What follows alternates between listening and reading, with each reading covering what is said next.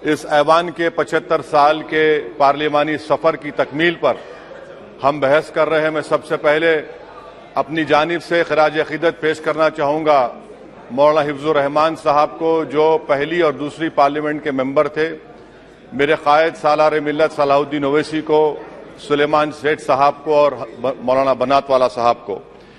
जनाब मोहतरम, इस ऐवान की नाकामियों का भी जिक्र हमको करना जरूरी है। 75 साल का तारीखी सफर इस ऐवान ने मुकम्मल किया।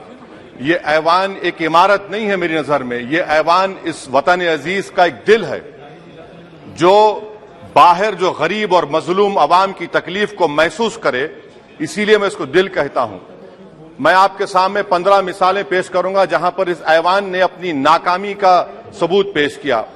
एक उस वक्त जब दिल्ली की सड़कों पर सिखों की नस्लकशी की जा रही थी। एक उस वक्त जब 6 दिसंबर को बाबरी मस्जिद की शहादत हुई। आ रहा हूं भागलपुर, जिसमें रेशम के कारोबार को खत्म किया गया, मुसलमानों को दफना दिया और वहां पर फूल गोभी उगना शुरू हो गई। एक उस वक्त नाकामी साबित हुई जब मुजफ्फरनगर और गुजरात में नस्लकशी की गई। एक उस वक्त सर जब हम देखते हैं कि मुंबई की सड़कों पर इंसानियत का नंगा नाच हुआ। एक उस वक्त जब इस ऐवान में टाडा पोटा का काला कानून बनाया गया, यूएपीए का कानून बनाया गया, आफ्सपा का कानून बनाया गया, जिसको 1 साल के लिए बनाया गया था। 58 में हम 2023 में आ गए। एक उस वक्त नाकामी साबित हुई जनाब, जब हम देख रहे हैं कि आज ये जो दिल है, भारत का दिल है, हिंदुस्तान का, इंडिया का दिल है, आज गरीबों में, मजलूमों में, मुसलमानों में, कश्मीर की आवाम में, दलितों में, आदिवासियों में इस ऐवान की मोहब्बत और एतमाद खत्म हो रहा है, कम हो रहा है। इसीलिए जनता सड़कों पर आकर एहतजाज कर रही है, क्योंकि उनको लग रहा है कि ये इमारत बन चुकी है, हमारा दिल नहीं है।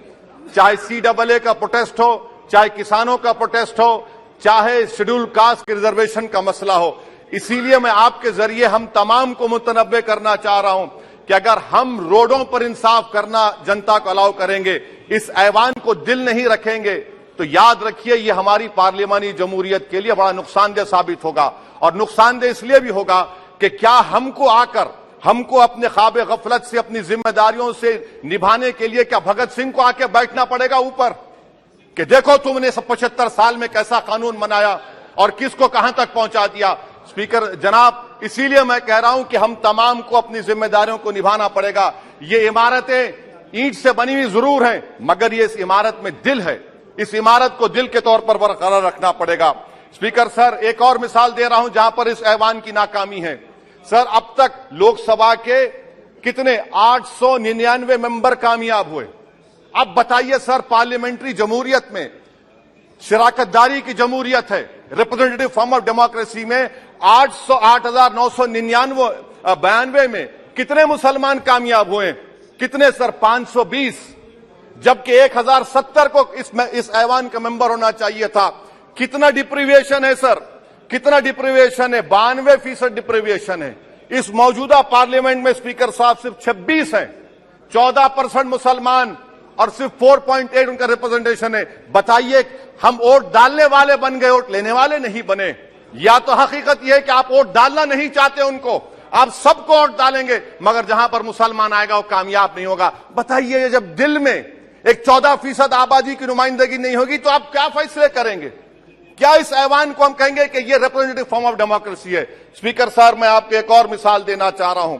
बाबा साहेब अंबेडकर ने सही कहा था, अंग्रेज उस जमाने में पार्लियामेंट बुलाते थे टैक्स बढ़ाने के लिए। हम उसी रास्ते पर जा रहे हैं, हम तो बाबा साहेब अंबेडकर को हमने सच साबित कर दिया। स्पीकर सर, आखिर में मैं आपको बताना चाहूंगा कि आज आप देखिए कि चाणक्य ने क्या कहा था। चाणक्य ने सही कहा था। चाणक्य ने सही कहा था कि जब राज चलाने वाले व्यापारी हो जाएंगे तो उस राज के लोग भिखारी हो जाएंगे।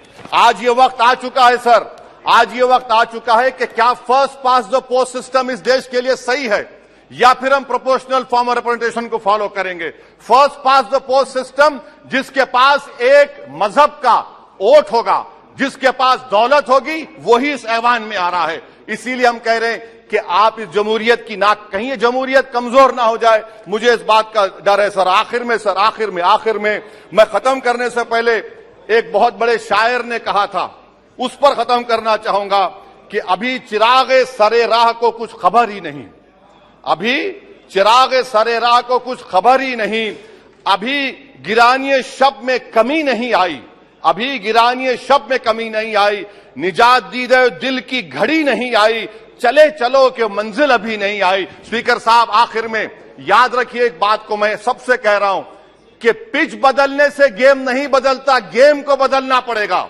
आप पिच बदल रहे हैं, वरना याद रखिए जब तक हम अपने जमहूरी उसूलों पर, रूल ऑफ लॉ पर, संविधान पर अटूट अमल नहीं करेंगे, वरना याद रखिए कहीं नई इमारत भी हिटलर की राइक्सटैग की इमारत ना साबित हो जाए। बहुत बहुत शुक्रिया सर। ये नहीं, ये श्री अरविंद सावंत जी। बहुत बहुत धन्यवाद सर। माननीय चेयरमैन सर, आज एक बड़ा ऐतिहासिक क्षण है। मैं भावुक भी हूं क्योंकि कभी सपनों में नहीं